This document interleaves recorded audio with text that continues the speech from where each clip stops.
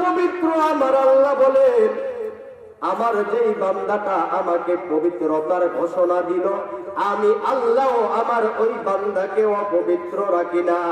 আমি আল্লাহ খুশি হইয়া আমার ওই বান্দাটাকে পবিত্র বানাইয়া দে। জান্নাতের মধ্যে আল্লাহ পাক রব্বুল আলামিন একটা কোরআনের সম্মেলন দিবেন। সম্মেলনের একজন প্রধান অতিথি থাকবেন, সম্মেলনের একজন বিশেষ অতিথি থাকবেন, সম্মেলনের একজন সভাপতি থাকবেন। সভাপতির আসনটা গ্রহণ করবেন আসমান জমিনের মালিক, আসমান জমিনের সৃষ্টিকর্তা আল্লাহ।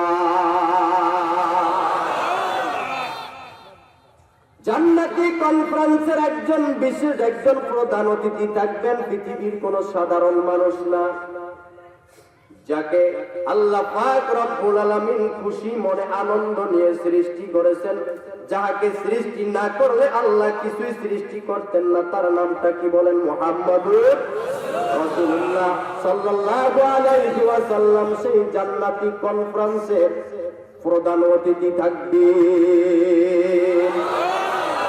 সেই জান্নাতি কনফারেন্সের, সেই জান্নাতি সম্মেলনের একজন বিশেষ অতিথি থাকবেন, কোন সাধারণ মানুষ না। আল্লাহ পাক রব্বুল আলামিন জান্নাতি কনফারেন্সের বিশেষ অতিথি রাখবেন পয়গম্বর দাউদ আলাইহিস সালামকে। আল্লাহ পাক রব্বুল আলামিন ফেরেশতার মাধ্যমে আল্লাহ এলান করে দিবেন জান্নাতের মধ্যে। আল্লাহ পাকের ফেরেশতা জিবরাইল জান্নাতের মধ্যে এলান করে দিবেন। জান্নাতের মধ্যে এলান করার পরে জান্নাতি মানুষগুলা জান্নাতুল ফিরদাউসের মধ্যে এসে তারা ভিড় করবে, এরকম এসে বসে থাকবে। কোন সুবহানাল্লাহ। জান্নাতের মধ্যে এসে বসবে। জান্নাতের মধ্যে বসার সঙ্গে সঙ্গে আল্লাহ পাক রব্বুল আলামিন নিজেই তার সভাপতির আসনটা গ্রহণ করবে। আল্লাহ পাক রব্বুল আলামিন জান্নাতি মানুষগুলাকে ডাক দিবে, এ আমার জান্নাতের মেহমানেরা বল, আমি তো আজকে জান্নাতি কনফারেন্সের সভাপতি, আর কারো দরকার আসেনি। আল্লাহ পাক রব্বুল আলামিনের কাছে জান্নাতি মেহমানেরা ডাক দেয়া বলবে, মালিক রে, আমরা তো জানি জান্নাতি কনফারেন্সের একজন প্রধান অতিথি আছে, আমরা আজ সেই প্রধান অতিথিকেও দেখতে চাই। আল্লাহ পাক রব্বুল আলামিন প্রধান অতিথিকে ডাক দিবে। প্রধান অতিথি এসে প্রধান অতিথির আসনটাও তিনি গ্রহণ করবে। আবার জিজ্ঞাসা করবেন, জান্নাতি মেহমানদেরকে জিজ্ঞাসা করবেন, আর কারো প্রয়োজন আছে কিনা? বলে, আল্লাহ, আমরা জানি জান্নাতি কনফারেন্সের একজন বিশেষ অতিথি আছে, আমরা জান্নাতি কনফারেন্সের বিশেষ অতিথিকেও দেখতে চাই। আল্লাহ পাক রব্বুল আলামিন পয়গম্বর দাউদকে আল্লাহর কুদরতি কণ্ঠে ডাক দিবেন। কোন আল্লাহু আকবার। পয়গম্বর দাউদ রে, এসে তোমার আসনটা তুমি গ্রহণ করো। আমার জান্নাতি মানুষগুলার তুমি আজ মনের আশাটা পূরণ করে দাও। তিনি এসে তার বিশেষ অতিথির আসন গ্রহণ করবেন। বিশেষ অতিথির আসন গ্রহণ করা শেষ, প্রধান অতিথির আসন গ্রহণ করা শেষ, সভাপতির আসন গ্রহণ করা শেষ। এখন আল্লাহ পাক রব্বুল আলামিন আবারও জান্নাতি মানুষগুলাকে ডাক দিবেন। আমার জান্নাতি মেহমানেরা বলবে, আল্লাহ, কি আপনি কেন আমাদেরকে ডাক দিলেন? জান্নাতি মানুষগুলো আল্লাহকে ডাক দিয়ে বলবেন, মালিক রে, আপনি কেন ডাক দিলেন? জান্নাতি মানুষগুলো ডাক দিয়ে বলবে, মালিক, আমরা যেমন আমির আলী মুন্সি বাড়ি জামে মসজিদের ময়দানে বসে বসে কোরআন তেলাওয়াত শুনতাম, আজকে আপনার বিশেষ অতিথি পয়গম্বর দাউদের কণ্ঠেও এই জান্নাতি কনফারেন্স আমাদেরকে কোরআন তেলাওয়াত শুনাইতে হবে।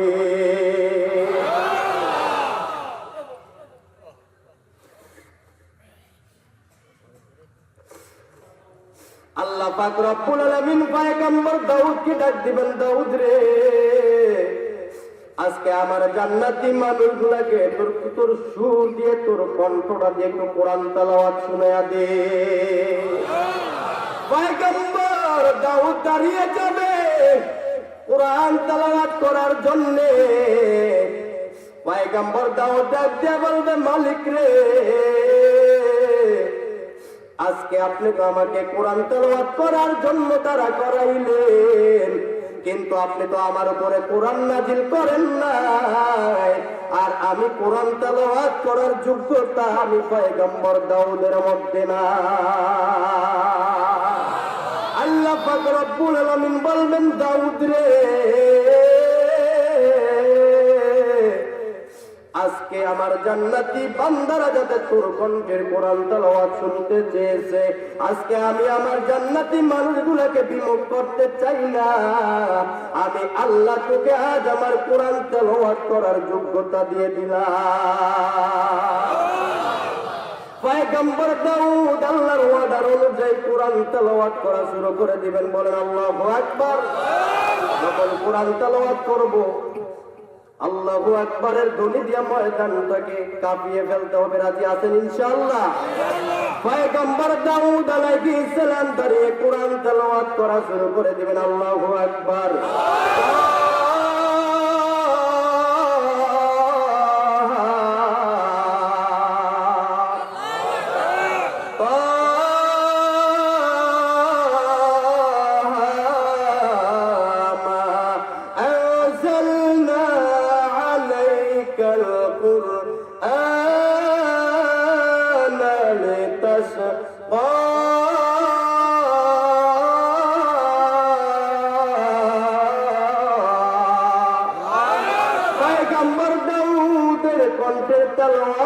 মানুষগুলা জান্নাতের মধ্যে অনির্দিষ্ট কালের জন্য গলা কাটা মুরগির মতো ছটফট করতে করতে জান্নাতের ময়দানে বেহুশ হয়ে থাকবে।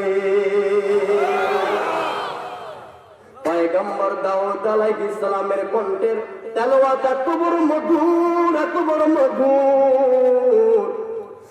পয়গম্বর দাউদ যখন তার কোরআন তেলাওয়াত করতেন, গাছের পাখিগুলো এসে পয়গম্বর দাউদের কণ্ঠের তেলাওয়াত শুনতেন। আল্লাহু আকবার।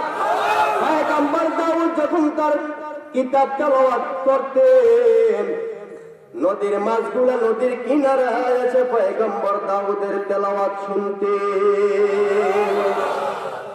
আল্লাহ পাক রব্বুল আলামিন জান্নাতি বান্দাগুলাকে ডেকে ডেকে হুশ আনবেন। কোন সুবহানাল্লাহ। জান্নাতি বান্দাগুলাকে ডেকে ডেকে হুশ আনবেন। আল্লাহ হুশ এনে বলবেন, তোমরা কেন বেহুশ হয়ে গেলা? আল্লাহকে ডাক দিয়ে বলবে, মালিক,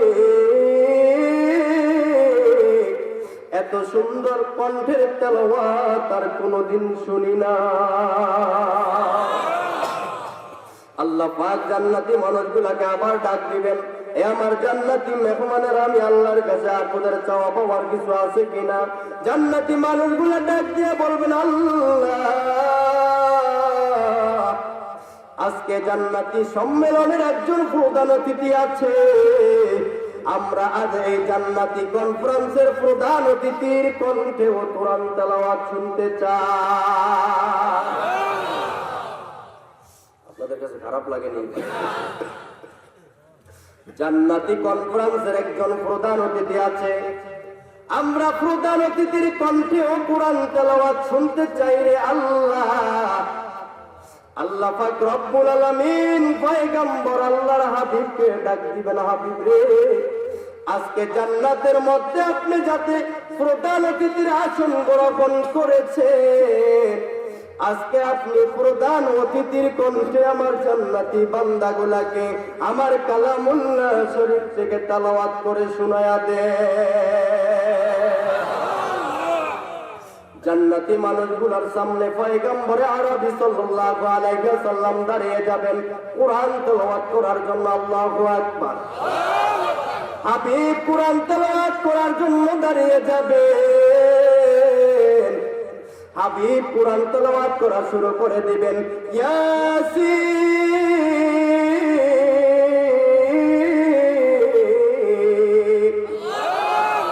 ইয়াসিন,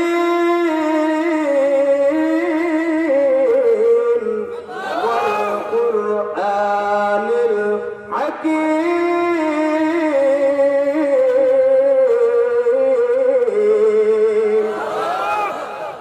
আল্লাহ পাক রব্বুল আলামিনের হাবিবের কণ্ঠের কোরআন তেলাওয়াত শুনে মানুষগুলা জান্নাতের মধ্যে 1 আর 2 বছর নয় 8000 বছর কোরআন তেলাওয়াত শুনে হাবিবের কণ্ঠের 8000 বছর গলা কাটা মুরগির মতো ছটফট করতে করতে জান্নাতের ময়দানে বেহুশ হয়ে পড়ে থাকবে।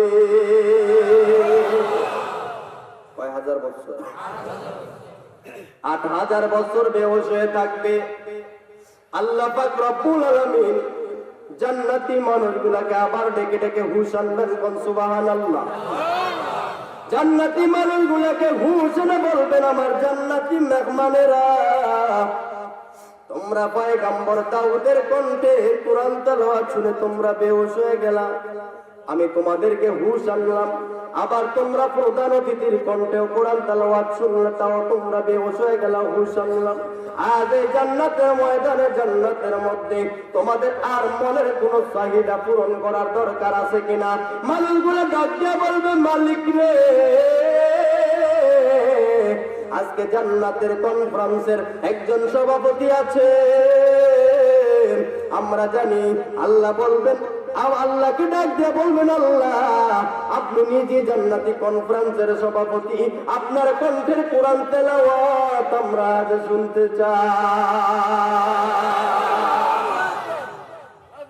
জান্নাতি মানুষগুলার আবদার আল্লাহ পূরণ করবেন। কোন সুবহানাল্লাহ।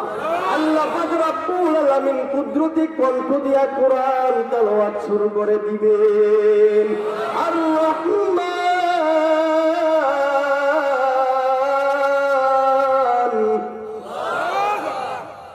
দেবে কয়েকজন আল্লাহু আকবার কয়, ওই মানুষটি একটা বুঝে বুঝে করে দিস কি আর আইলেন না জোর আল্লাহু আকবার করবে। আল্লাহু আকবার বলে সওয়াব না গুনাহ? সওয়াবের দরকার আছে নি? এটা জোরে কোন আল্লাহু আকবার। আর রহমান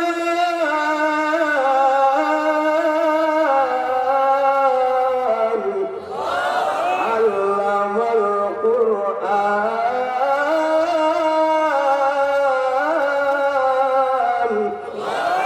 আল্লাহ পাক রব্বুল আলামিনের কুদরতি কণ্ঠের কোরআন তেলাওয়াত শুনে মানুষগুলা জান্নাতের মধ্যে 1000 আর 2000 বছর নয়, মানুষগুলা জান্নাতের মধ্যে 8 লক্ষ বছর বেহুশ হয়ে পড়ে থাকবে।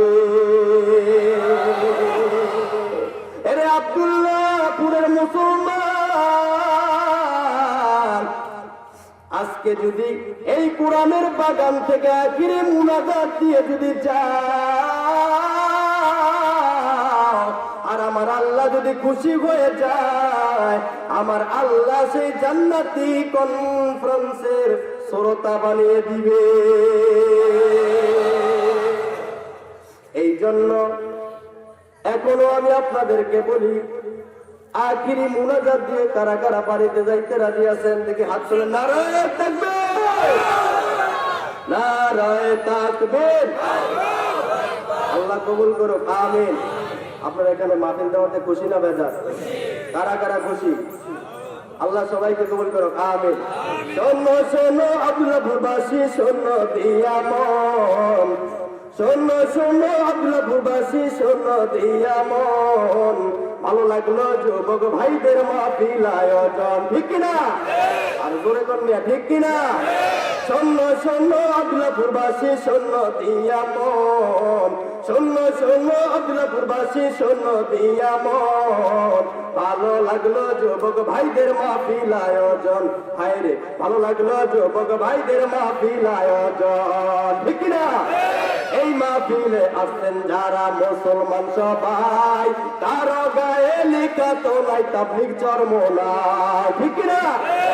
এই মাহফিলে আসছেন যারা মুসলমান সবাই, কারো গায়ে লেখা তো নাই তাবলীগ চর্ম নাই। এই মাহফিলে আসছেন যারা মুসলমান সবাই, no Awami no BNP no চর্ম নাই। আমরা সবাই আল্লাহর বান্দা, জান্নাত যেতে চাই। আমরা কার বান্দা করে কর? আমরা সবাই আল্লাহর বান্দা, জান্নাত যেতে চাই। কারা কারা জান্নাত যাবেন দুহাত জাগান সবাই ইসলামের পথে চলবো আল্লাহু আকবার বলেন সবাই সম্মান শোনেন আব্দুল্লাহপুরবাসী শোনো দিয়া মন শোনো শোনো যুবক ভাইরা শোনো দিয়া মন ভালো লাগলো যুবক ভাইদের মাহফিল আয়োজন হায় রে ভালো লাগলো সাইফুল ভাইয়ের মাহফিল আয়োজন ঠিক কিনা আল্লাহ পাক রব্বুল আলামিন যুবক ভাইদেরকে কোরআনের বাগান দেওয়ার জন্য এখানে দিয়েছেন আল্লাহ যেন এদেরকে কিয়ামত পর্যন্ত কোরআনের সাথে লেগে থাকার তৌফিক দান করে সকলে বলেন আমিন আমরা আখিরি মুনাজাত দিয়ে বাড়িতে যাব ইনশাআল্লাহ আমাদের উদ্দেশ্য হলো গুনাহ মাফ আমি এখন 5 মিনিটের ভিতরে আমার আলোচনা চলে যাব সরাসরি যদি কারো উঠতে মনে করে এর আগে উঠে যেতে পারেন ইনশাআল্লাহ সব বা শেষ বালা যার সব বালা কথা কোন শেষ বালা যার সব বালা এই জন্য আপনি 1-1.5 ঘন্টা বয়ান শুনলেন আখেরি মুনাজাত না দিয়ে চলে গেলেন এর চাইতে কপাল পোড়া হইতে পারে জোরে কোন হইতে পারে এই জন্য আখেরি মুনাজাত দিয়ে যাবেন ইনশাআল্লাহ আমাদের যে কারো গুনাহ নাই এরকম কোনো গ্যারান্টি আছে গ্যারান্টি আছে গ্যারান্টি নেই এই জন্য আল্লাহর কাছে তওবা করে আজ আমরা বাড়িতে যাব আল্লাহ যেন আমাদের জিন্দেগীর গুনাহ মাফ করে দেয় বলেন আমিন পয়গম্বর মুসা আলাইহিস সালাম এই কথাটা বলে আমি যে সূরা তেলাওয়াত করেছি সূরা আলোচনা ইনশাআল্লাহ শুরু করে দিব আপনারা ধৈর্য সহকারে বসেন ইনশাআল্লাহ পয়গম্বর মুসা আলাইহিস সালাম তুর পাহাড়ে গেছে কোন পাহাড়ে আপনাদের কথার উপরে ডিফেন্স করবে যে আমি সামনে আলোচনা করব কি করব না কতটুকু আপনারা থাকবেন তুর পাহাড়ে কোন নবী গেলেন মুসা আলাইহিস সালাম কোন আলাইহিস সালাম মুসা আলাইহিস সালাম তুর পাহাড়ে গিয়া আল্লাহকে বলেন আল্লাহ আপনি কোন মানুষটাকে অপছন্দ করে আপনি মানুষটার নাম জাহান্নামের ঘেরে লিখে রাখছেন আপনি আমাকে দেখাইতে হবে কোন সুবহানাল্লাহ পয়গম্বর মুসা আলাইহিস সালাম গরম মেজাজের নবী ছিলেন মাঝে মাঝে লাড়ি আর পাগড়িটা ফালিয়ে দিয়া কইতো আল্লাহ তোর চাকরি আর করতাম না মাঝে মাঝে তার চুলগুলো লোহার টুপি ছিদ্র হয়ে উপর দিকে বের হয়ে যেতেন সুবহানাল্লাহ গরম মেজাজের নবী তুর পাহাড়ে গিয়ে বলে আল্লাহ কোন মানুষটাকে আপনি অপছন্দ করে আপনি জান্নাতের ঘেরে নাম লিখে রাখছেন মানুষটা দেখাইতে হবে আল্লাহ বলে মুসা তোমার জ্বালায়ার বাস্তব তোমার জ্বালায়ার বাস্তব তারপরেও তার কথাটা আল্লাহ মঞ্জুর করলেন আল্লাহ পাক রব্বুল আলামিন পয়গম্বর মুসা নবীকে ডাক দিয়া বললেন পয়গম্বর মুসা আপনি যাতে তুর পাহাড়ে আসছেন আর আপনি এখান থেকে যাবেন না আপনার দরখাস্ত কবুল না হওয়া পর্যন্ত তবে আমি আপনাকে একটা অর্ডার করি আপনার কাছে আপনার সঙ্গে আমার একটা কথা আছে আমি যদি আমার জাহান্নামী ব্যক্তিটাকে দেখাই আপনি কিন্তু তার সাথে কথা বলতে পারবেন না পয়গম্বর মুসা আলাইহিস সালামকে আমার আল্লাহ ডাক দিয়া বললেন পয়গম্বর মুসা রে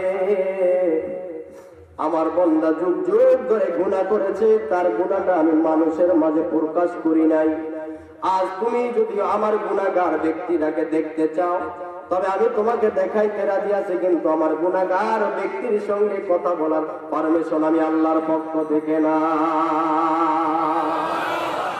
ঠিক আছে পয়গম্বর মুসা আলাইহিস সালামকে আমার আল্লাহ বললেন আপনি সকাল বেলা 3 রাস্তার মোড়ে আল্লাহ একটা ঠিকানা দিয়ে দিলেন সেখানে গিয়া দাঁড়ায়া থাকেন ঠিক আছে তিনি ফজরের নামাজের পর তিনি রাস্তার মোড়ে গিয়া দাঁড়ায় রইলেন কোন মানুষ দেখার জন্য কোন মানুষ জাহান্নামী মানুষটা দেখবেন পয়গম্বর মুসা আলাইহিস সালাম দাঁড়িয়ে রইলেন কিন্তু জাহান্নামী মানুষটা তো দেখা যায় না আল্লাহ পাক রব্বুল আলামিন বললেন পয়গম্বর মুসা রে একটু ধৈর্য ধারণ করো আমি আল্লাহ যার মধ্যে ধৈর্য আছে আমি আল্লাহ পাক রব্বুল আলামিন ধৈর্য ধারণ করনে ওয়ালা বান্দাটাকে বিনা হিসাবে আল্লাহর জান্নাতে দিয়ে দিব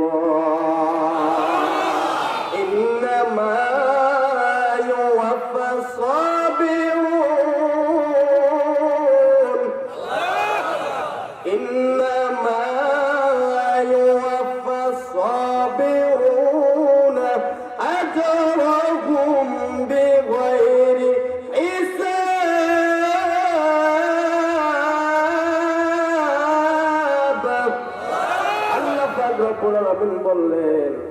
আল্লাহ কোরআনে ঘোষণা করলেন, আমার যেই বান্দাগুলা কোরআনের আলোচনা শুনে ধৈর্য সহকারে আমি আল্লাহ তাআলা তাদেরকে বিনা হিসাবে আজর, তাদেরকে বিনা হিসাবে আমি আল্লাহ পুরস্কার দান করে দিব। আল্লাহর পুরস্কার হলো জান্নাত। পয়গম্বর মুসা আলাইহিস সালাম গিয়ে দাঁড়ায় রইলেন। আল্লাহ বলে, ধৈর্য ধারণ করো পয়গম্বর মুসা, আমার জাহান্নামী মানুষটা এখন তোমার কাছে চলে আসবে। পয়গম্বর মুসা আলাইহিস সালাম তিনি বাম দিকে নজর করে দেখে আল্লাহর বান্দা গুনাহগার দৌড়ে আসতেছে। পয়গম্বর মুসা আলাইহিস সালামের সামনে এসে দাঁড়াইলেন, কিন্তু আল্লাহর পক্ষ থেকে ওয়ার্ডার হলো আপনি জাহান্নামী মানুষ দেখবেন, কিন্তু আমার জাহান্নামী মানুষটার সঙ্গে আপনি কথা বলতে পারবেন না। আল্লাহ বান্দাকে কত ভালোবাসে, বান্দা গুনাহগার করে মানুষের সামনে আল্লাহ বান্দাকে লজ্জিত করতে চায় না। বান্দা নামাজ পড়ে না, বান্দাকে আল্লাহ অপমান করতে চায় না। বান্দা চুরি করে, বান্দাকে আল্লাহ অপমান করতে চায় না। বান্দা মানুষের হক নষ্ট করে আল্লাহ তারপরেও বান্দাকে অপমান করতে চায় না। আমার আল্লাহ চায় বান্দাকে আমি আল্লাহর কাছে তওবা করে, কিনা যদি তওবা করে আমি আল্লাহ তার জিন্দেগীর গুনাহগুলো মাফ করে দিব। পয়গম্বর মুসা আলাইহিস সালামের কাছে এসে দাঁড়াইলেন গুনাহগার। পয়গম্বর মুসা আলাইহিস সালাম মাথা থেকে পা পর্যন্ত একটা নজর করলে, পয়গম্বর মুসা আলাইহিস সালাম নজর করার পরে হাতের মাধ্যমে ইশারা করলেন, চলে যাও। আল্লাহর বান্দা গুনাহগার চলে গেলেন। পয়গম্বর মুসা আবারও তুর পাহাড়ে গিয়ে হাজির হয়ে গেলেন। আবারও তুর পাহাড়ে গিয়ে হাজির।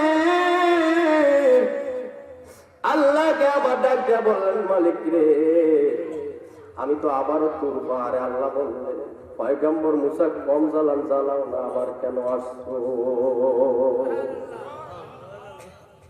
আল্লাহকে ডাক দিয়া বলে, মালিক রে, আপনি জাহান্নামী মানুষ দেখাইলে, আরেকটা আবদার আপনার কাছে আমি, এইবার জান্নাতি মানুষ কোন মানুষটার নাম আপনি খুশি হয়ে আপনার জান্নাতের গেটের মধ্যে লিখে রাখছে, কোন মানুষটার নাম আপনি জান্নাতের ঘেরের মধ্যে লিখে রাখছেন, আপনি জান্নাতি মানুষটাকে দেখাইতে হবে। আল্লাহ পাক রব্বুল আলামিন বললেন, তুমি যেই জায়গার মধ্যে দাঁড়ায়া গুনাহগার ব্যক্তিকে দেখলে সেই জায়গার মধ্যে যা দাঁড়াও, আমার জান্নাতি মানুষটা সেই জায়গার মধ্যে তোমার সঙ্গে সাক্ষাৎ করবে। ইয়া আইয়ুহাল্লাযীনা আমানু তুবু ইলাল্লাহ, আমার আল্লাহ বান্দাদেরকে ডাক দিয়া বলে, ইয়া আইয়ুহাল্লাযীনা আমানু তুবু ইলাল্লাহি তাওবাতান নাসুহা, আমার বান্দা যদি আমি আল্লাহর কাছে খাঁটি অন্তরে তওবা করে আমি আল্লাহ তার জিন্দেগীর সব গুনাহগুলো মাফ করে দিব। ওয়াদাটা কার? এই ওয়াদা কার? আরো জোরে বলেন কার? পয়গম্বর মুসা আলাইহিস সালাম বিকাল বেলা আবার জায়গার মধ্যে গিয়া দাঁড়ায় রইলেন। আল্লাহর বান্দা মুসা আলাইহিস সালাম পয়গম্বর সেই সকাল বেলার জায়গার মধ্যে গিয়ে দাঁড়ায় রইলেন। জান্নাতি মানুষটা দেখবেন, জান্নাতি মানুষটা তিনি এক দাঁড়ায় রইলেন, আসে না। তিনি ডান দিকে নজর করে দেখেন আল্লাহর বান্দা জান্নাতি মানুষটা পয়গম্বর মুসার দিকে দৌড়ে দৌড়ে আসতেছে। পয়গম্বর মুসা আলাইহিস সালাম তাকে বিদায় করে দিলেন। বিদায় করে দিয়ে আবার তুর পাহাড়ের দিকে দৌড় শুরু করলেন। আল্লাহু আকবার। আবার তুর পাহাড়ের দিকে দৌড়ায়। তুর পাহাড়ে গিয়ে ডাক দিয়ে বলে, মালিক রে, তোমার কারিশমা কিছুই তো বুঝলাম না। আমার আল্লাহ ডাক দিয়ে বলে, কিরে মুসা নাকি? বলে আপনি সকালবেলা দেখাইলেন গুনাহগার, আর আপনি আজ বিকাল বেলাও জান্নাতি মানুষ দেখাইলেন। আপনার কি নীলা খেলা? আপনি সকালবেলা যে গুনাহগারটাকে দেখাইলেন, আবার বিকাল বেলা সেই মানুষটাকে আপনি জান্নাতি বানায়া আমি পয়গম্বর মুসার সামনে কেমনে হাজির করলে? ইয়া আইয়ুহাল্লাযীনা আমানু তুবু ইলাল্লাহ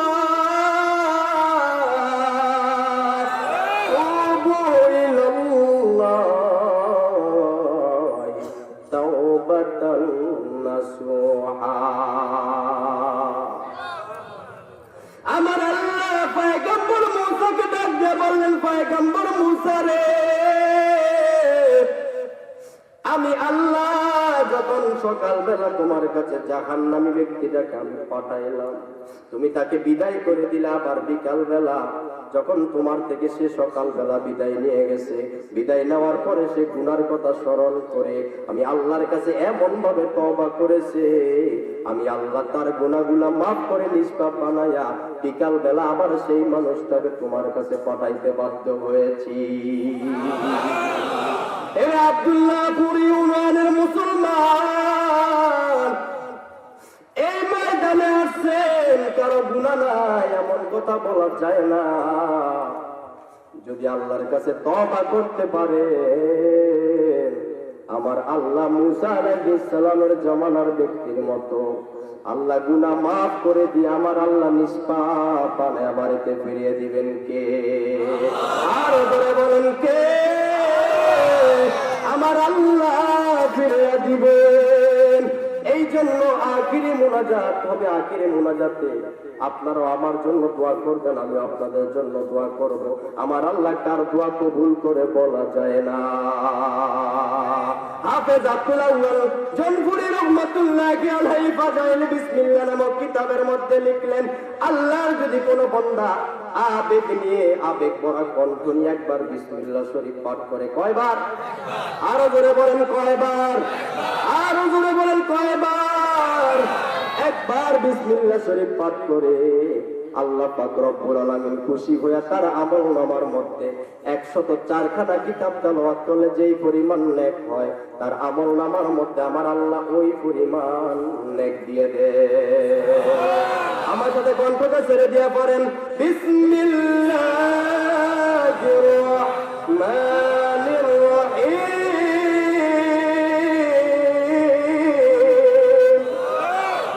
ওয়াল আসরি ইন্নাল ইনসানা লাফি খুসর ইল্লাল্লাযীনা আমানু ওয়া আমিলুস সলিহাতি ওয়া তাওয়াসাউ বিল হাক্কি ওয়া তাওয়াসাউ বিস সাবর।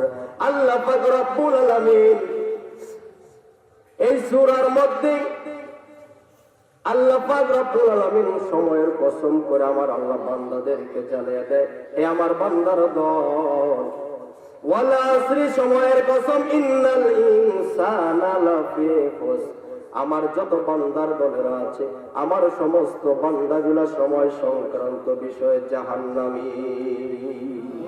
নাউজুবিল্লাহ কল। আমার যত বান্দার দলেরা আছে সমস্ত বান্দাগুলা জাহান্নামী। কথাটা কারো করে বলেন? আমার আল্লাহ বলেন জাহান্নামী। আল্লাহর হাবিব ডাক দিয়া বলেন, এ আমার উম্মতের দলেরা তোমরা কিন্তু বেহুশ হয়ো না। আমার আল্লাহ যে বললেন আমার আল্লাহর সমস্ত বান্দাগুলা জাহান্নামী, আমি আল্লাহর রাসূল তোমাদেরকে একটা সুসংবাদ শুনিয়ে দেই, আমার যত উম্মতের দলেরা আছে সমস্ত উম্মতের দল জান্নাতি। কুল্লু উম্মতি ইয়াদখুলুনাল জান্নাহ, আমার যত উম্মতের দলেরা আছে আমার সমস্ত উম্মতের দলগুলো আল্লাহর জান্নাতে যাবে। আল্লাহ পাক রব্বুল আলামিন সামনে আসার বাণী শুনিয়া বান্দাদেরকে বলতেছেন, আমার বান্দার দলেরা, আমি আল্লাহ যে বললাম আমার সমস্ত বান্দাগুলো জাহান্নামী, তোমরা কিন্তু বেহুশ হয়ে যাও না। আমি আল্লাহ তাআলা তোমাদেরকে একটা সুসংবাদ জানিয়ে দেই, আশার বাণীটা শুনিয়ে দেই। ইল্লাল্লাযীনা আমানু ওয়া আমিলুস সালিহাতি ওয়া তাওয়াসাউ বিল হাক্কি ওয়া তাওয়াসাউ বিস সাবর। আমি আল্লাহ পাক রব্বুল আলামিন তোমাদেরকে সুসংবাদ জানিয়ে দেই, আমার যেই বান্দার মধ্যে 4টা গুণ থাকবে, 4 গুণওয়ালা বান্দার আমি আল্লাহর জান্নাতি। 1 নম্বর, ইল্লাল্লাযীনা আমানু, যেই বান্দার মধ্যে ঈমান থাকবে, ঈমান যাদের মধ্যে থাকবে সেই বান্দাগুলো আল্লাহর জান্নাতে যাবে। 1 নম্বরে ঈমান।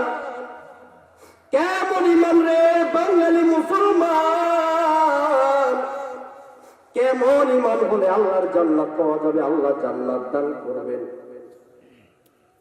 ইয়ামানের ইতিহাস, 1 মায়ের 3 সন্তান ইয়ামানের জমিনে কালিমার দাওয়াত দেয়।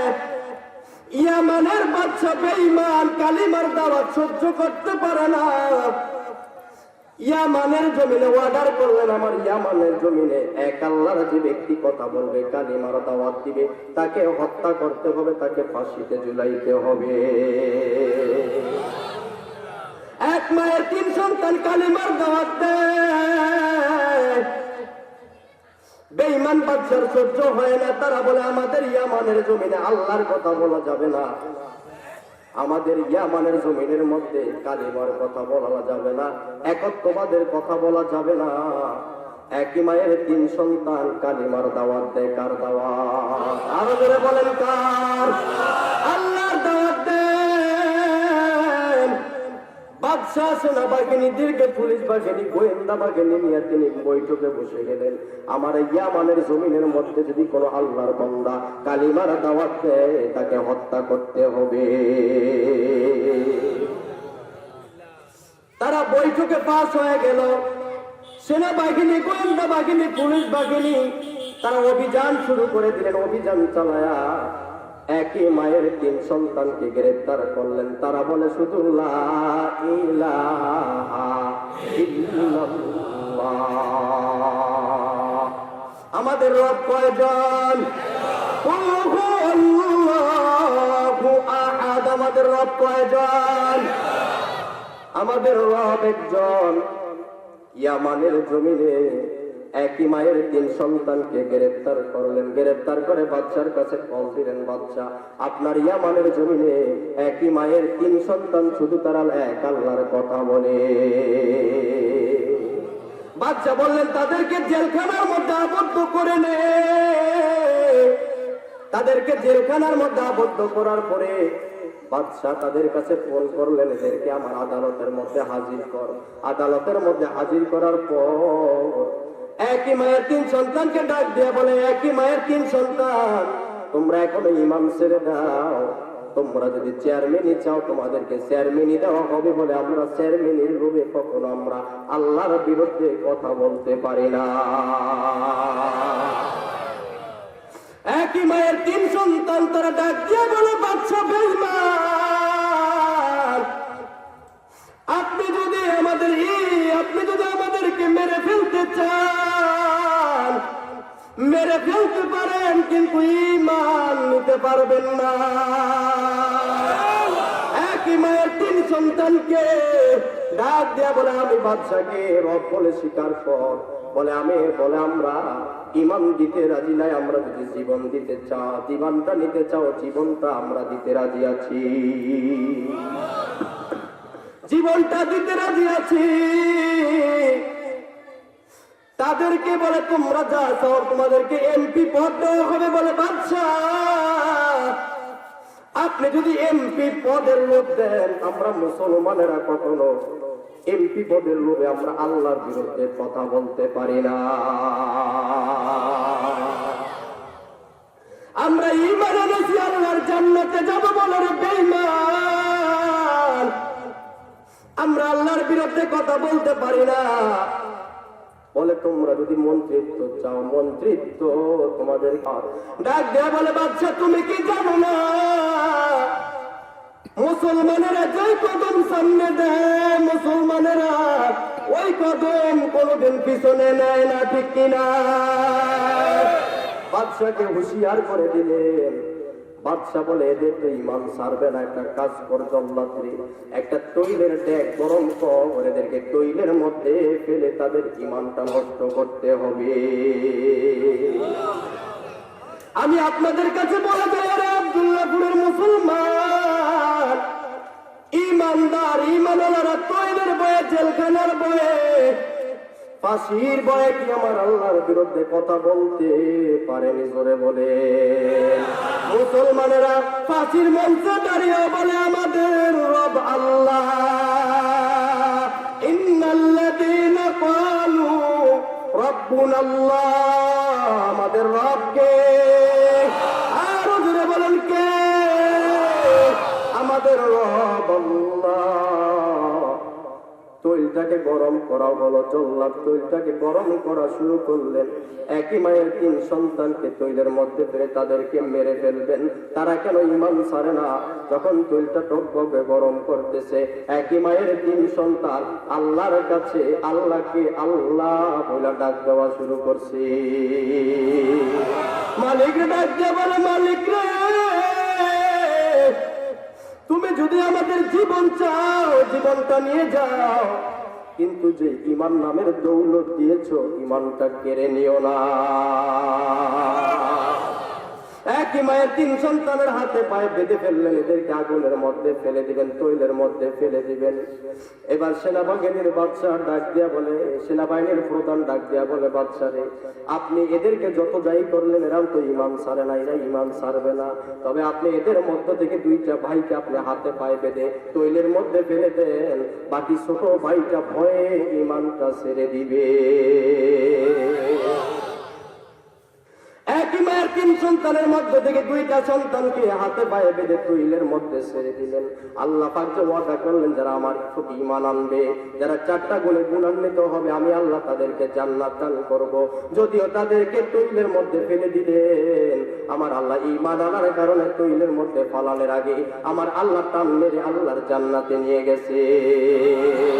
ইল্লাল্লাযীনা আমানু ওয়া আমিলুস সালিহাতি ওয়া তাওয়াসাউ বিল হাক্কি ওয়া তাওয়াসাউ বিস সাবর। আল্লাহ পাক রব্বুল আলামিন বলেন, যার মধ্যে 4টা গুণ থাকবে, 1 নম্বরে ঈমান, 2 নম্বরে নেক আমল, 3 নম্বরে সৎ কাজের আদেশ, 4 নম্বরে ধৈর্য। আমার আল্লাহ বলেন, যার মধ্যে 4টা গুণ থাকবে আমি আল্লাহ বিনা হিসাবে জান্নাত দিয়ে দিব। বাকি আছে ছোট সন্তানটা। বাদশাকে ডাক দিয়া বলে, বাদশা রে, ছোট সন্তানটাকে মেরে কোনো লাভ নাই, ছোট সন্তানটাকে বেঈমান বানানোর একটা পথ আছে। বাদশাকে ডাক দেয়া বলে, বাদশা আপনি তাকে মারবেন না। বলে কি পথ আছে? বাদশাকে ডাক দেয়া বলে, বাদশা রে, এই জগতের মুসলমানদেরকে, এই জমানার মুসলমানদেরকে যদি বেঈমান বানাইতে হয়, সমাজের মধ্যে এক ধরনের বেশ্যা নারী আছে, বেপরদা রাস্তা রাস্তায় ঘোরাফেরা করে, তাদের মতো তাদের দ্বারাই এই যুবকটাকে বেঈমান বানানো সম্ভব। আমার একটা বেশ্যা মেয়ে আছে, আমার মেয়েটা খুব সুন্দরী, বিশ্ব সুন্দরী। আমার মেয়েটার মাধ্যমে যুবকটাকে কি করব? যুবকটাকে বেঈমান বানাবোই বানাবো। দিয়ে দিলেন, একই সাথে রুমের মধ্যে দিয়ে দিলেন। রুমের মধ্যে যখন যুবক যুবতীকে দিয়ে দিলেন, যুবক আর যুবতী একসাথে যখন রুমের মধ্যে আটক করে দিলেন, যুবতী যখন যুবকের সামনে গিয়ে যখন নাচ আর গান বাজে দেয়, যুবকটা আল্লাহর উপর ভরসা করে আমার আল্লাহর নামের জিকির শুরু করে দেয়। আর বলে বল সুবহানাল্লাহ, আল্লাহর নামের জিকির শুরু করে দেয়। আল্লাহর নামের জিকির করে যুবতী আবার যখন গান বাজায়, যুবক আবারও এক আল্লাহর নামের জিকির করে। বর্তমান সমাজের মধ্যে মসজিদের সভাপতি সাহেবের, সেক্রেটারি সাহেবের, নেতা সাহেবের ছেলের বিবাহ, মেয়ের বিবাহ বর্তমানে গান আর ডান্স ছাড়া তো জমে না, ঠিক কিনা? আল্লাহর যদি জান্নাতে যাইতে হয় সম্পূর্ণ এগুলা বাদ দিতে হবে। কারা কারা রাজি আছেন? আল্লাহ সবাইকে কবুল করে নাও, আমিন। যুবকটাকে রুমের মধ্যে আটক করে দিলেন। যুবতী বেঈমান বানাইতে চায়, কিন্তু যুবক তো ভরসা করেছে কার উপরে? জোরে বলেন, আরো জোরে বলেন, কার উপরে? আল্লাহর উপরে ভরসা করেছে। যুবককে বেঈমান বানানো সম্ভব না। 1 মাস সময় নিলেন। 1 মাস পরে আবারও বাবা খবর নিলেন, কিরে মা, যুবকের কি খবর? বলে, আব্বা এত কঠোর ইমানদার আর কোনদিন তো আমি দেখি না। এত বড় কঠোর ইমানদার তো দেখি না। আমি যতই তার ইমানটা কেড়ে নিতে চাই, কিন্তু যুবক আল্লাহর জিকির শুরু করে দেয়। যুবতী ডাক দেয়া বলে, বাবারে আর আপনি আমাকে 10 দিন সময় দেন, আমি আর 10 দিন সময়ের মধ্যে যুবকের ইমানটা কেড়ে নিবই নিব। আরো 10 দিন সময় দিলেন। যুবতী যখন যুবকের কাছে আস্তে আস্তে হাঁটতে হাঁটতে যায় ইমানটা কেড়ে নেওয়ার জন্য, আমার আল্লাহ বলে যে আমাকে ভুলে না, আমিও আমার সেই বান্দাকে কখনো ভুলি না। যুবতী যখন যুবকের দিকে রওনা করলেন, যুবক যেন আল্লাহর কি মন্ত্র পড়া শুরু করে দিয়েছে। যুবতী একটা হাত আর একটা পা আমার আল্লাহ অপস করে দিলে। নীলা খেলাকার, আরো জোরে বলে, নীলা খেলাকার। যুবতীর হাতটা অপস হয়ে যায়, পাওটা অপস হয়ে যায়। যুবতী ডাক দিয়া বলে, যুবক রে, কি নামের মন্ত্র দিয়ে তুমি আমার হাতটা পাওটা অপস করে দিলে, একটু বল। বলে, এটা এমন একটা মন্ত্র যেই মন্ত্রগুলো শিকার কারণে আমার 2টা ভাইকে বেঈমান বাদশা তৈলের মধ্যে ফেলে বিদায় করে দিয়েছে। এখন তুমিও যদি মন্ত্রগুলো শিখতে চাও, তাহলে তোমাকেও মেরে ফেলবে, আমাকেও মেরে ফেলবে। যুবতী ডাক দিয়ে বলে, যুবক রে শোন, এই কালিমা, এই নামের মন্ত্র পড়ে যদি তোমরা আগুনের মধ্যে পড়ে মরতে রাজি হও, আমিও তোমার সঙ্গে কালিমা পড়তে রাজি আছি, আমিও মরতে রাজি আছি। আমাকেও পড়ে দাও লা ইলাহা ইল্লাল্লাহ, লা ইলাহা ইল্লাল্লাহ। যুবতী মুসলমান হয়ে গেলেন। এবার যুবতী যুবকরা ডাক দিয়ে বলে, যুবক রে ভাই, আমার 2টা ভাইকে ঈমান আনার কারণে মেরে ফেলছে, আমাদেরকেও তো আর 10 দিন পরে মেরে ফেলবে। 2টা সন্তান চোখের পানিগুলা ছেড়ে ছেড়ে আল্লাহকে ডাক দেয়, আমার আল্লাহর কাছে সাহায্য চায়। যুবতী ডাক দিয়ে বলে, যুবক রে ভাই, এখান থেকে কিভাবে বের হবো? দরজার মধ্যে দিয়া তো তালা লাগানো আছে। যুবক ডাক দেয়া বলে, যুবতী, দরজার মধ্যে তালা দিয়েছে কে? বলে, আমার আব্বা। বলে, তুমি কি জানো না পয়গম্বর ইউসুফকে জুলাইকা 7 তলা বিশিষ্ট ঘরের মধ্যে উঠে? বলে, জুলাইকা ডাক দেয়া বললে, ইউসুফ রে, আমার মনের চাহিদাটা পূরণ করে দে। ইউসুফ ডাক দেয়া বলে, জুলাইকা রে, আল্লাহ আমাকে তোমার মনের চাহিদা পূরণের জন্য বানায় নাই। তুমি যদি মনের চাহিদা পূরণ করার জন্য বলো, আমার সম্ভব না। বলে, যদি সম্ভব না হয়, দরজার মধ্যে তালা লাগানো আছে, ভাগার কোনো জায়গা নাই। বলে, দরজার মধ্যে তালা দিয়েছে কে রে? জুলাইকা। জুলাইকা ডাক দিয়ে বলে, আমি। বলে, দরজায় তালা দিয়েছে, তুমি ধাক্কা দিব, আমি খুলে দিবেন আমার আল্লাহ। যুবক আর যুবতী একটু অপেক্ষা করলেন, কে যেন ডাক দিয়ে বলতেছে, যুবক রে, আল্লাহু আকবার, যুবক রে, দরজার দিকে দৌড় শুরু কর, দরজাটা খুলে দিবেন আমার আল্লাহ।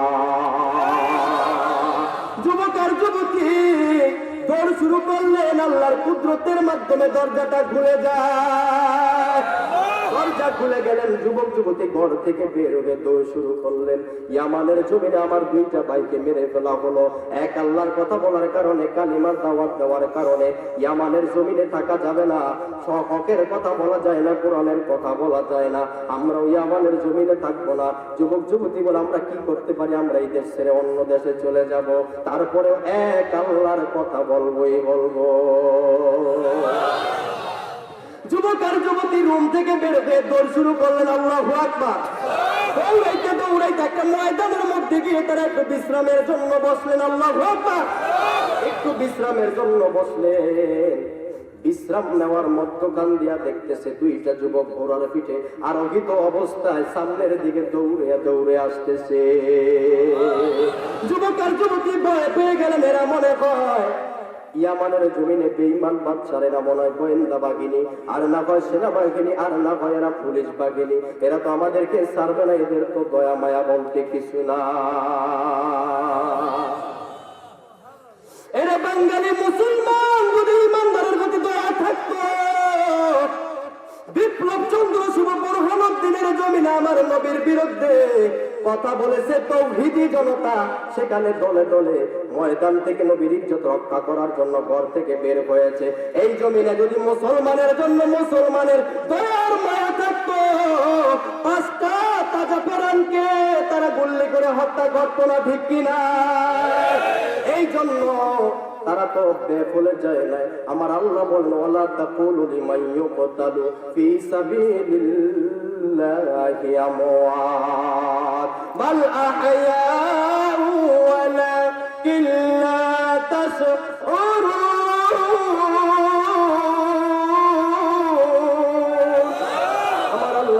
তারা জীবিত, তাদেরকে তোমরা মৃত বলবে না। তারা যারা কোরআনের জন্য কথা বলে মৃত্যু হয়ে যায়, যারা আমার নবীর জন্য কথা বলে মৃত্যু হয়ে যায়, যারা ইসলামী আন্দোলনের জন্য আন্দোলন করে মৃত্যু হয়ে যায়, তারা জীবিত। তারা শাহাদাতের দরজা দিয়ে আমার আল্লাহর জান্নাতে চলে যায়। যুবক আর যুবতী ভয় পেয়ে গেলে, যুবক আর যুবতী পালাইতে শুরু করলেন। এরা আমাদেরকে ছাড়বে না, এরা মেরে ফেলবে। বাজান রে, ইমান কাহাকে বলে? ইমানটা বোঝানোর জন্য আমি চেষ্টা করতেছি। যদি আপনারা না বোঝেন, এখন আমার ব্যর্থতা, না হয় আপনাদের ব্যর্থতা। বাজান, কেমন ইমান হলে আল্লাহ জান্নাত দান করবেন, এই কথাটা বোঝানোর জন্য আমি ইতিহাসটা টানতেছি। যুবক আর যুবতী দেখতেছে, দুইটা যুবক ঘোড়ার পিঠে আরোহিত অবস্থা সামনের দিকে আসতেছে। যুবক আর যুবতী ভয় পেয়ে গেলেন। এরা মনে হয় কোনো গোয়েন্দা বাহিনী হবে, আমরা যদি এদের হাতে ধরা পড়ে যাই, এরা আমাদেরকে মেরে ফেলবে। তারা পালাইতে শুরু করলেন। দুইটা যুবক ডাক দিয়া বলে, যুবক আর যুবতী রে, তোদের কোনো ভয় নাই, তোদের কোনো ভয় নাই, তোদের কোনো ভয় নাই।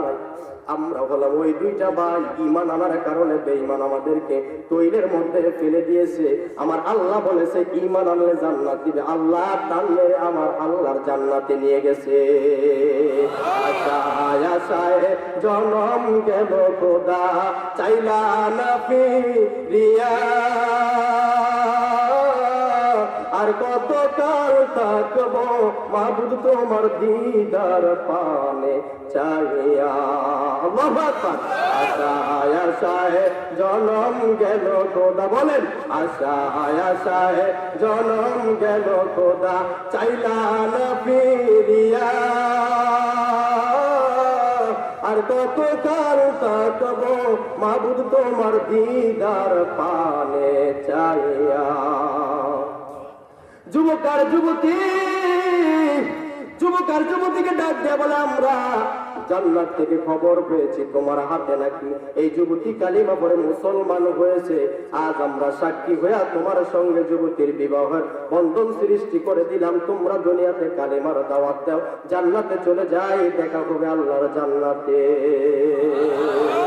ইল্লাল্লাযীনা আমানু ওয়া আমিলুস সালিহাত, আমার আল্লাহ যে বললেন ঈমান আনলে আল্লাহর জান্নাত দিবেন, এই কথাটা বোঝানোর জন্য আমি ইতিহাসটা টানলাম। দেখলেন কেমন ঈমানের ঈমান। এই জন্য বাজান রে,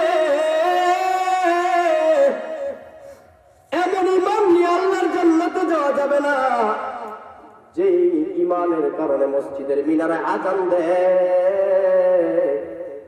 ঘরের মধ্যে লেপকাই দিয়া ঘুমায়, মসজিদে গিয়ে জামাতে নামাজ পড়ে না।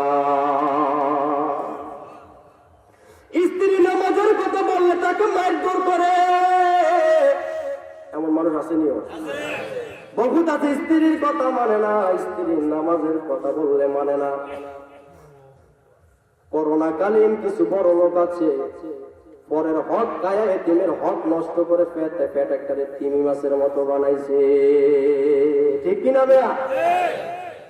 এক মাতবর সমান অধিকারের স্লোগান দেয়, নারী পুরুষ সমান অধিকার।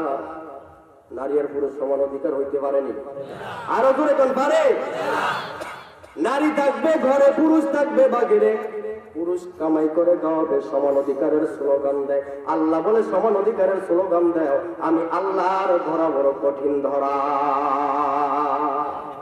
আল্লাহর বন্ধা পেট একটা তিমি মাছের মতো বানাইছে, বানায় হাঁটতে চলতে পারে না। ডাক্তারের কাছে চলে গেছে, ডাক্তার সাহেব কয় তোমার প্রস্রাব পরীক্ষা করা লাগবে, আগামী দিন আসবা। ঠিক আছে ডাক্তার সাহেব, আমি আগামী দিন আসবো। আল্লাহর বান্দা রাতের বেলা এত পরিমাণ পানি খাইছে, পানি খাইয়া রাত্রে প্রস্রাব করতে করতে জান শেষ।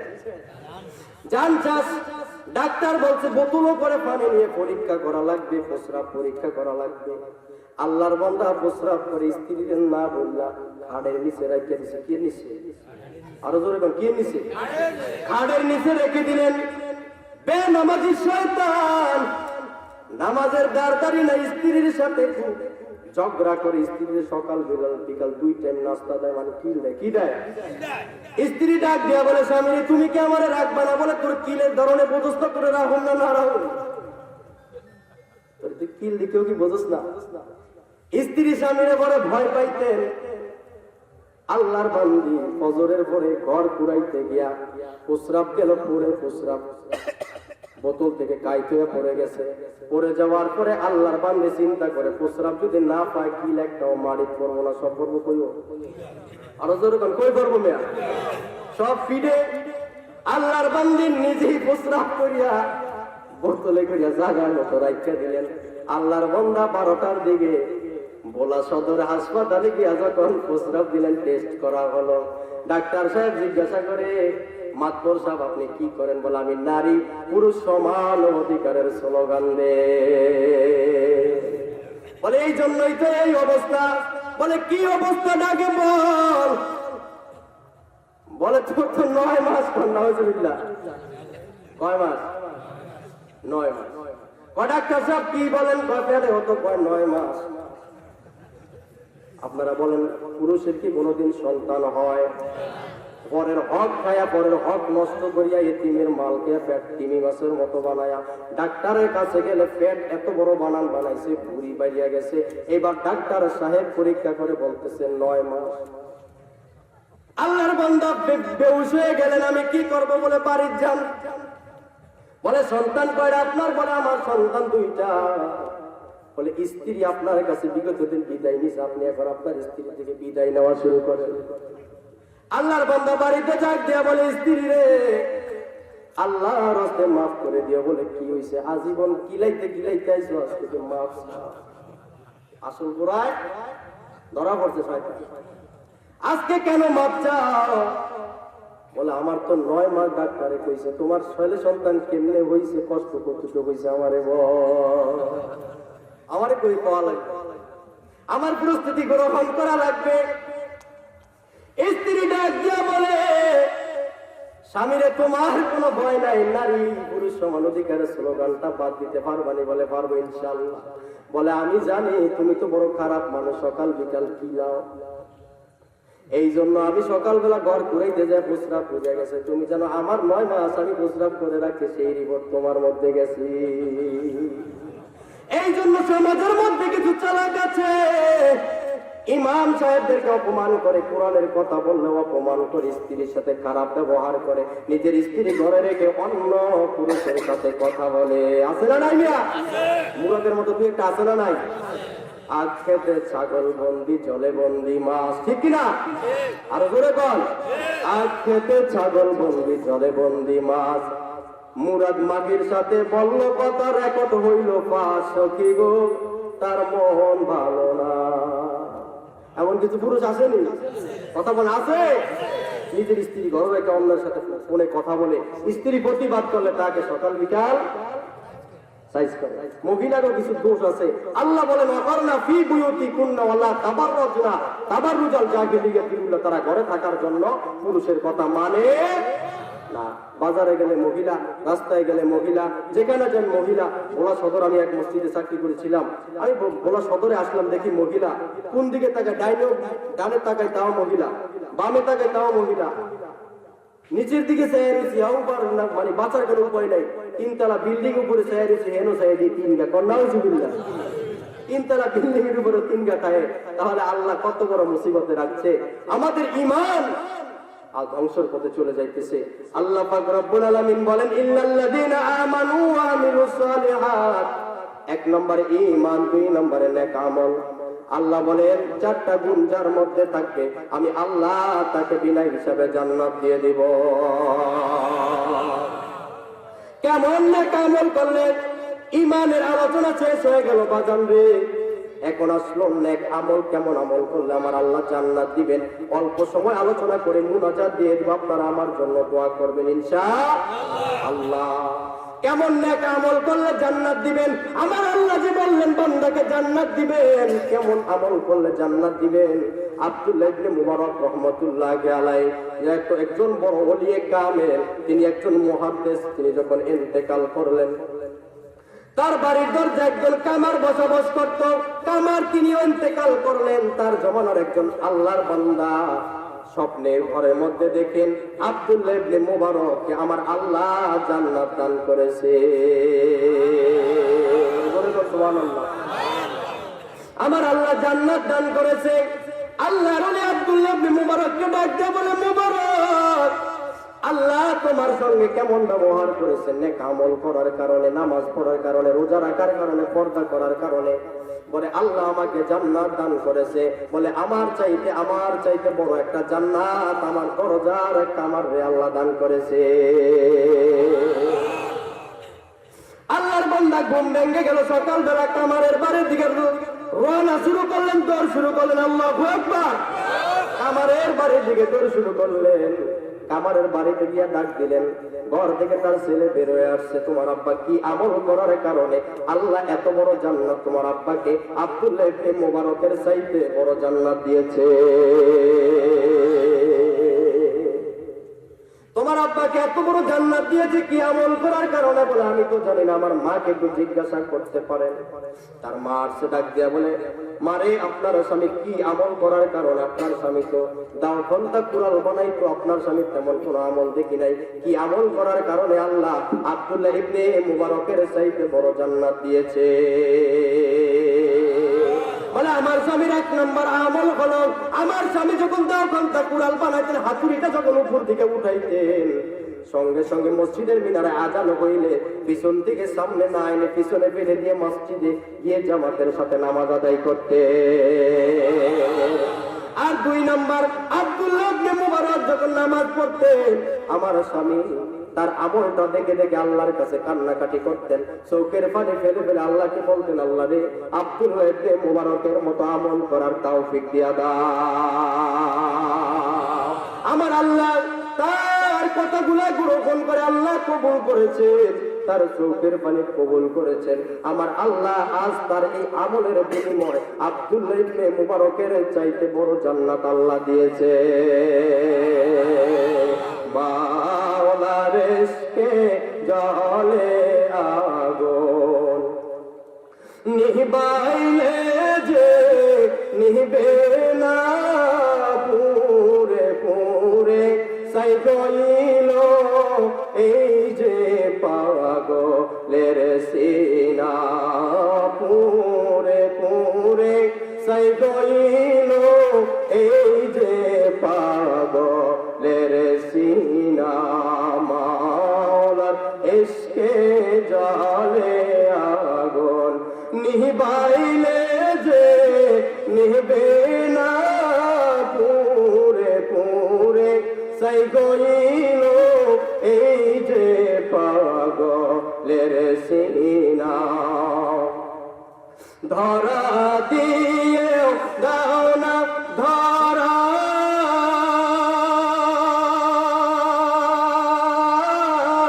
কাছে থেকে দাও না ছাড়া, ধরা দিয়ে দাও না ধরা,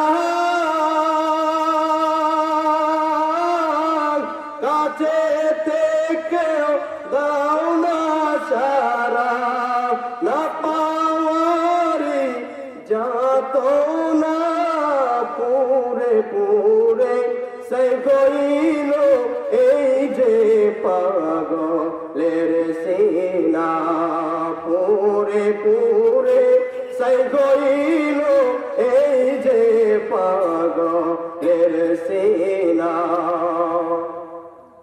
মাওলা তোমায় ভালোবেসে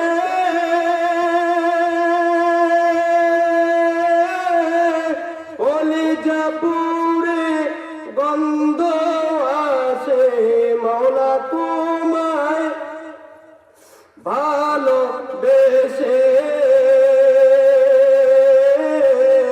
কলেজা পুরে গন্ধ আসে আমি তোমার নূরে যাব মিশে তোমার নূরে যাব মিশে দূরে ঠেলে দিও না পুরে পুরে সাই গইল এই যে পাগলের সিনা পুরে পুরে সাই গইল এই যে পাগলের সিনা বাজান রে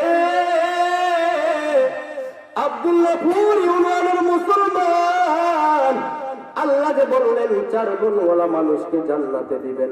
1 নম্বরে ঈমান, 2 নম্বরে নেক আমল ইল্লাযিনা আমানু ওয়া আমিলুস সালিহাতি ওয়া তাওয়াসাউ বিল হাক্কি ওয়া তাওয়াসাউ বিস সাবর। আজকে আপনাদের মাঝে 2 নম্বর গুণের আলোচনা হলো। আবার যদি কোনোদিন দেখা হয় আরো 2টা গুণের আলোচনা করব ইনশাআল্লাহ। তবে আজ আল্লাহর কাছে ওয়াদা করতে হবে কোনোদিন নামাজ ছাড়া যাবে না। 5 ওয়াক্ত নামাজ পড়বো, দাড়িটাকে লম্বা করবো, দাড়িটাকে লম্বা করে 5 ওয়াক্ত নামাজ পড়বো, উলামা ইকরামের সাথে সম্পর্ক রাখবো। ইমাম সাহেব হুজুর আজকে মাহফিল দিয়েছে, আপনারা মাহফিল দিয়েছেন, এইভাবে মাহফিল দিয়ে আল্লাহর সাথে নৈকট্য লাভ করব। যদি কোনো মুনাফিকি না থাকে 2 কানা হাত আমার আল্লাহকে দেখে দেন।